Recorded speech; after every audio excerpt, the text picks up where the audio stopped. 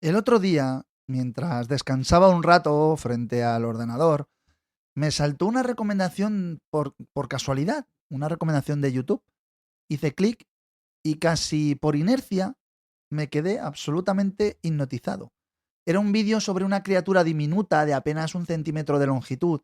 En la pantalla, ampliado por la lente de un microscopio, parecía un simple trocito de fango oscuro moviéndose obstinadamente por el fondo de una placa de Petri, con dos minúsculos puntos negros en la cabeza que parecían unos ojos estrábicos cruzando la mirada. A simple vista, este modesto gusano plano no tiene absolutamente nada de espectacular.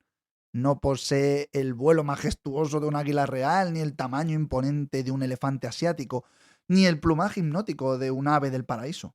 Sin embargo, en el vídeo mostraban cómo, al cortarlo por la mitad, con un bisturí afilado, no obtenías un cadáver, obtenías dos individuos perfectamente sanos. Si lo cortas en 10 pedazos asimétricos, obtienes 10 clones.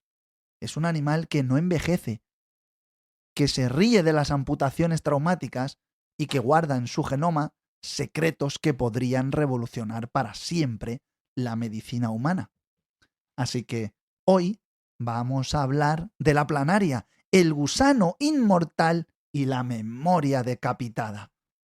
De la placa base al nido en la rama, buscamos la huella, la luz y el motor. Iñaki nos cuenta, la ciencia nos llama, uniendo el silicio con todo el color. Es el píxel del bosque, el bit natural, donde el cable se enreda en el matorral. Ceros y unos en el manantial, tecnología y vida en un mismo canal. Para entender la magnitud absoluta del superpoder biológico de la planaria, que me dejó clavado en la silla, tenemos que retroceder un poco en el tiempo y viajar a los albores de la genética moderna. Casi todo el mundo conoce a Thomas Hunt Morgan, el legendario y perseverante biólogo que ganó el premio Nobel por descubrir el papel fundamental de los cromosomas en la herencia genética, utilizando las famosas moscas de la fruta. Pero mucho antes de obsesionarse con la genética de las moscas, allá por el lejano 1898, Morgan dedicó una inmensa cantidad de energía investigadora a estudiar la regeneración anatómica y su modelo de laboratorio favorito fue precisamente la humilde planaria de agua dulce. Morgan se sentaba en su despacho, armado con un microscopio óptico rudimentario y un escarpelo muy afilado, y empezó a hacer algo que a los ojos de cualquier profano de la época parecería una auténtica locura: cortar pequeños gusanos en pedazos cada vez más y más pequeños. Lo que descubrió en aquellas cubetas de agua desafió por completo todo el conocimiento biológico establecido. Morgan demostró empíricamente que un fragmento equivalente a una 279 parte del cuerpo original de una planaria era perfectamente capaz de regenerar un organismo completo y 100% funcional en cuestión de unas pocas semanas. Imaginad por un segundo las colosales implicaciones que tiene esto, ¿no? Aplicado a la escala de nuestra propia anatomía. Sería el equivalente exacto a que de un trocito de vuestro dedo meñique, de apenas un par de gramos de peso, pudiera crecer de la nada un ser humano entero con una red neuronal, sus recuerdos intactos, su corazón latiendo y sus pulmones respirando. Si me permite la interrupción para aportar un poquito de contexto, Thomas Hunt Morgan también acuñó un término fascinante durante esos meses de experimentos intensivos: la morfolaxis. Morgan observó que cuando cortaba la cabeza de la planaria, el minúsculo fragmento triangular resultante no solo generaba una cola nueva en la base del corte, sino que los tejidos viejos se remodelaban a sí mismo por completo. el tejido original menguaba, se estrechaba y se alargaba para recuperar sus proporciones anatómicas correctas. Y lograba todo este asombroso proceso sin necesidad de que las células se multiplicaran masivamente en la superficie de la herida. Es un nivel de plasticidad estructural que la ciencia médica y la ingeniería tisular moderna pues aún luchan por comprender en su totalidad. Y es ese precisamente el núcleo del misterio. Hoy en día, gracias a los increíbles avances en la secuenciación de ADN y la genómica, sabemos que la planaria, que es la estrella de los laboratorios de todo el mundo, es en general un ser vivo absolutamente increíble, ¿no? Estos platelmintos tienen un diseño que parece primitivo, pero que es engañosamente eficiente. Carecen de un sistema circulatorio con sangre, no tienen un sistema respiratorio con pulmones o branquias y por supuesto no tienen el exoesqueleto. El oxígeno que necesitan entra directamente en sus tejidos por pura difusión ósmica a través de la fina barrera de la piel. Pero lo que sí tienen, y esto es crucial, es un sistema nervioso centralizado. Poseen un ganglio cerebral bífido en la parte delantera, una especie de cerebro primitivo que procesa la información de sus ocelos sensibles a la luz, y dos largos cordones nerviosos paralelos que recorren su vientre hasta la punta de la cola. Y el verdadero motor a reacción que impulsa esta asombrosa inmortalidad bajo el filo del bisturí es una reserva masiva y omnipresente de células madre adultas que los biólogos llamamos neoblastos. En el cuerpo de una planaria adulta, una cifra espectacular de entre los 25 y el 30% de todas y cada una de las células de su organismo son estos neoblastos. Son células puramente pluripotentes, lo que significa que mantienen intacta la misma capacidad milagrosa que las células de un embrión humano en sus primeros días de gestación. Tienen la llave maestra genética para transformarse en cualquier tipo de tejido que el cuerpo demande. Esto es impresionante. Cuando una planaria sufre una amputación traumática, el sistema de alarma bioquímica salta en milisegundos. Los neoblastos que sobreviven en el tejido remanente migran rápidamente a través del cuerpo hacia la zona catastrófica de la herida, ¿no? Y allí se aglomeran frenéticamente bajo la capa de la epidermis que cierra el corte y forman un tejido blanquecino, embrionario y altamente activo llamado blastema de regeneración. Podríamos visualizarlo como si un equipo de ingeniería y construcción de emergencias pues llegar al lugar de un edificio derrumbado con todos los planos arquitectónicos en blanco, listos para reconstruir desde los cimientos, y a través de complejísimas cascadas de señalización genética, ese blastema sabe exactamente, geométricamente, qué le falta. Si el corte se llevó en la cabeza, los neoblastos reconstruyen un cerebro nuevo y tejen unos fotorreceptores desde cero.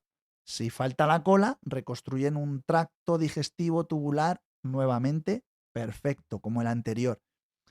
Y aquí es donde la biología se vuelve pues verdaderamente extrema, rayando yo creo que la ciencia ficción.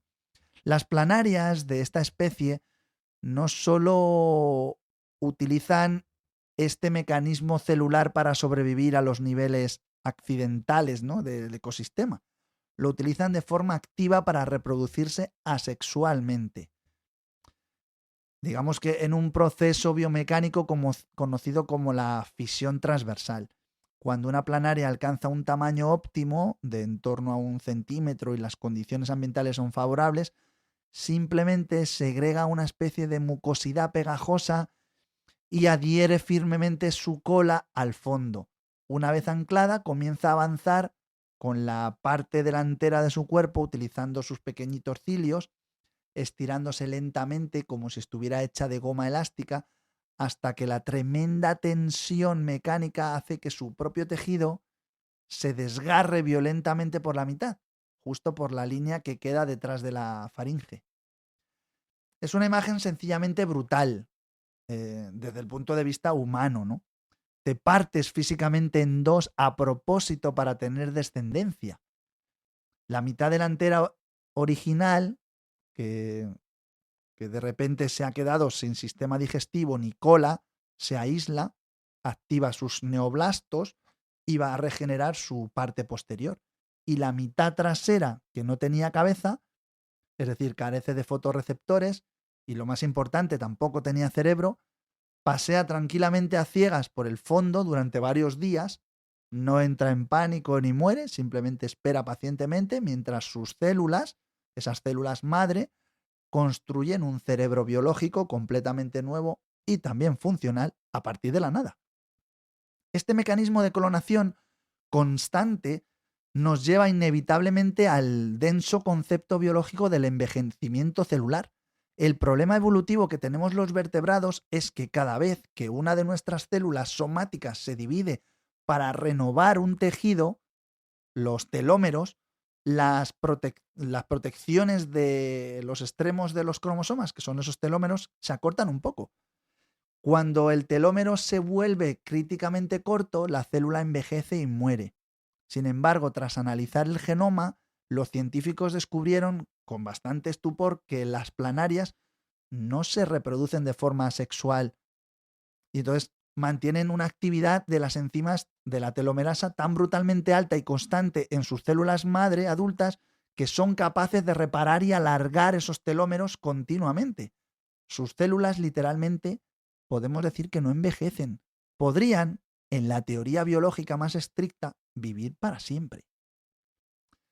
Pero si la maquinaria de regeneración celular infinita os parece alucinante, esperad tranquilos a escuchar lo que ocurre con su memoria. En la década de los 50 y 60, un psicólogo que era investigador llamado James McConnell decidió llevar a cabo en su laboratorio una serie de experimentos conductuales basándose en el clásico condicionamiento de Pavlov, ¿no? Que hacía que las planarias asociaran un potente destello de luz brillante con una pequeña descarga eléctrica en el agua. Una vez que las planarias habían aprendido la lección, eso sí, a base de repeticiones, y se encogían instintivamente solo con ver la luz, ¿no? Es decir, daban la luz, ellas se escondían. McDowell hacía lo biológicamente impensable.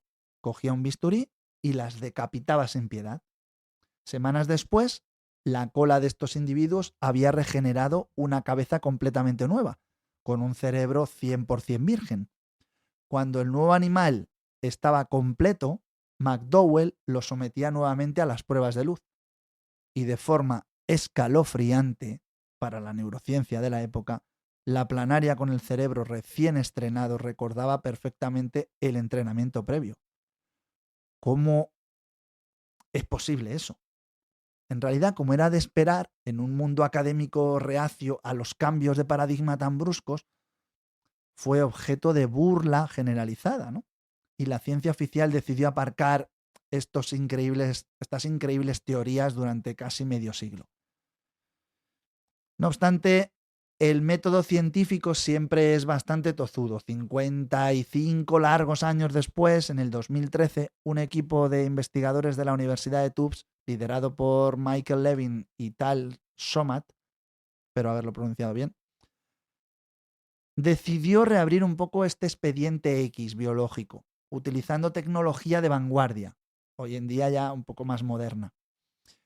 Para evitar críticas, construyeron un entorno cerrado, monitorizado por cámaras automáticas, condicionaron a los gusanos a superar su miedo innato a la luz y también a los espacios abiertos, enseñándoles a la fuerza en ese entorno específico la comida era segura a pesar de la iluminación. Una vez comprobado el aprendizaje, decapitaron al grupo de planarias, asegurándose de que no sobrevivieran ni un solo nanogramo del cerebro original. Eran organismos estructuralmente lobotomizados. Y aquí es exactamente donde la historia experimental se convierte en pura ciencia ficción. 14 lentos días después de la amputación, cuando aquellos fragmentos de cola habían construido un tejido cerebral totalmente nuevo de la nada, los volvieron a colocar en las placas de prueba. Descubrieron que con una sola sesión brevísima de repaso en el entorno de alimentación, las planarias decapitadas refrescaban y recuperaban de manera inmediata e innegable el complejo comportamiento que habían aprendido semanas atrás. Los datos eran inapelables. El recuerdo había sobrevivido a la total aniquilación de su sistema nervioso central. ¿Cómo es esto físicamente posible?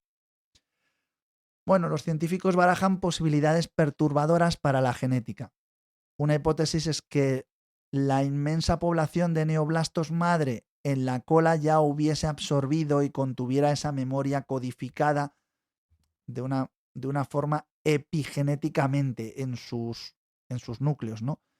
Y que al llegar al extremo cortado y comenzar la regeneración fuese como imprimiendo físicamente esos viejos recuerdos en la nueva red neuronal a medida que iban tejiendo la nueva. Se trata de una auténtica revolución, ¿no? que nos obliga ineludiblemente a plantearnos qué es exactamente la identidad de un ser vivo.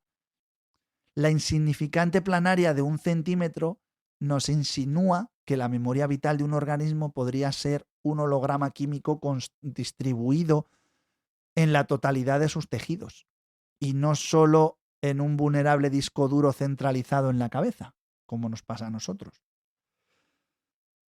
Es un animal realmente fascinante, increíble, y es que te explota la cabeza con cómo ha evolucionado la naturaleza, ¿no? Así que bueno, llegamos al final de este viaje a los límites de la biología extrema.